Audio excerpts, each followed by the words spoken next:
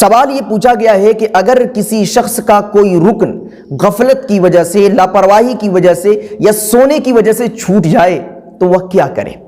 مثال کے طور پر کوئی شخص ایسا ہے کہ جس پر نیند کا غلبہ ہے اور وہ نماز میں شامل ہو گیا اور سجدے میں گیا، پہلے ہی سجدے میں وہ سو گیا۔ امام صاحب نے پہلے سجدے کو مکمل کر لیا، پھر دوسرے سجدے کو مکمل کر لیا، پھر امام صاحب تشہد میں بیٹھ گئے یا دوسری رکعت کے لیے کھڑے ہو گئے یا چوتھی رکعت کے لیے کھڑے ہوئے۔ جب اس شخص کو یہ بات معلوم ہوئی، جب اس کی نیند کھلی، تو اس کے لیے حکم یہ ہے کہ پہلے وہ ایک سجدے کو مکمل کرے جو چھوٹ گیا ہے، اس کے بعد وہ امام صاحب کی تابعداری کرے، امام صاحب کی پیروی کرے، امام صاحب کی متابعت کرے، امام صاحب جس رکن میں ہیں اسی رکن میں شامل ہو جائے۔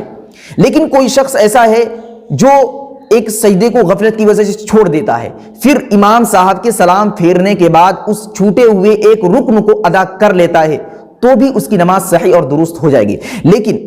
کسی شخص کا سجدہ یا کسی شخص کا کوئی واجب یا فرض رکن سونے یا غفلت کی وجہ سے چھوٹ جائے اور اس نے اسی وقت نماز کی ہی حالت میں اس کو مکمل نہیں کیا یا امام صاحب کے سلام پھیرنے کے بعد اس کو مکمل نہیں کیا اور یوں ہی اس نے اپنی نماز مکمل کر لی، تو اس واجب رکن کے چھوٹنے کی وجہ سے اس کی نماز صحیح اور درست نہیں ہوگی۔ خلاصہ کلام یہ ہے کہ سونے کی وجہ سے اگر کوئی رکن چھوٹ جائے تو جب آنکھ کھلے اسی وقت اس رکن کو ادا کرے، پھر امام صاحب کے ساتھ شریک ہو جائے، نہیں تو امام صاحب جب سلام پھیر دے تو اس کے بعد آپ اس رکن کو جو چھوٹ گیا ہے اس کو ادا کرے، تب جا کر آپ کی نماز صحیح اور درست ہوگی۔ ویڈیو کو لائک اینڈ کمنٹ کریں اور دینی معلومات کے لیے ہمارے چینل الحق میڈیا کو سبسکرائب کر کے بیل آئیکن کو دبا دیں تاکہ سب سے پہلے ہماری بات آپ تک پہنچ سکے۔